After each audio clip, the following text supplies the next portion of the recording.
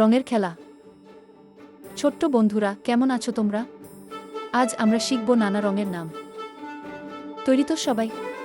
চলো তাহলে শুরু করা যাক। এই দেখো, এটা কি রং? একদম ঠিক, এটা হলো লাল রং। যেমন আপেল হয় লাল, তেমনি রক্ত লাল। লাল রং দেখতে খুব সুন্দর, তাই না? এবার দেখো তো এটা কি রং? হ্যাঁ, এটা নীল রং। আকাশের রং নীল, সমুদ্রের রঙও নীল।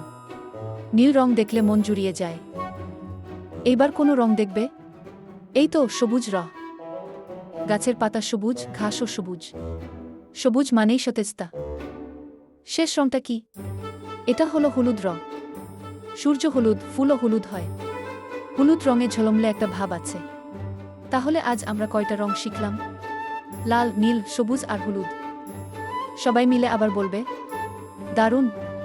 পরের বার আরও নতুন কিছু শিখব, কেমন?